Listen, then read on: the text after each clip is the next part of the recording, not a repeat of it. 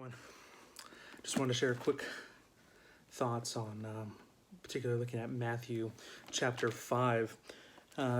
Obviously, this is the Sermon on the Mount. There's so much fruitful things that we can look at from there. But I want us to take a quick look at this phraseology that Jesus uses to describe his people. And so in verse 13 of chapter 5 of Matthew, so Matthew 5:13, he says this, he says, "You are the salt of the earth, but if the salt loses its flavor, how shall it be seasoned? It is then good for nothing but to be thrown out and trampled under foot by men. You are the light of the world. A city that is set on a hill cannot be hidden, nor do they light a lamp and put it under a basket, but on a lampstand, and it gives light to all who are in the house. Let your light shine before men, that they may see your good works and glorify your Father in heaven." Now, I wanted us to look at that because I believe that these are two major components that we need to wrestle with and understand and be actively doing. It's very easy to notice this metaphor, I think, if we are being honest with ourselves. First, salt.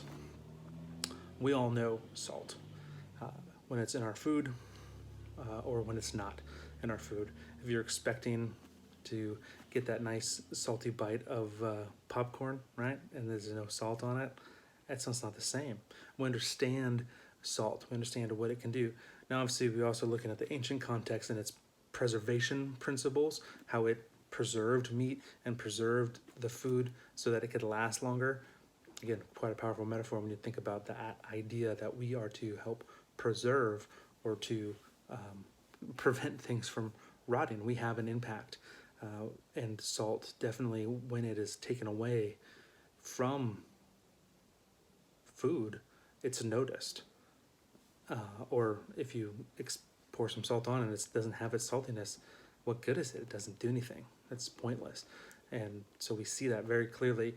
And then with the second metaphor there, light. Obviously, we all understand light and how powerful and how important light is.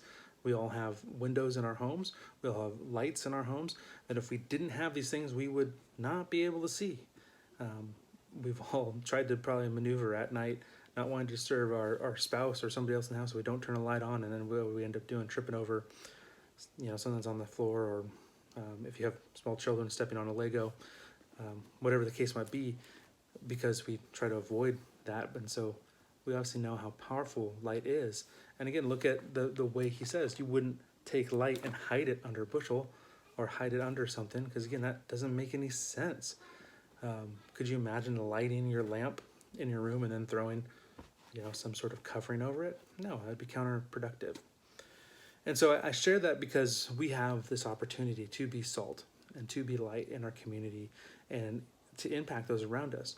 And we have an opportunity to represent and to be salt and light to people, to show them that there is something to be tasted, right? The salt or the light, there's something to be seen. And so when we move as Christians, as we navigate our life, there ought to be things that are noticeable, things that are plain to see. And again, what does Jesus say about that?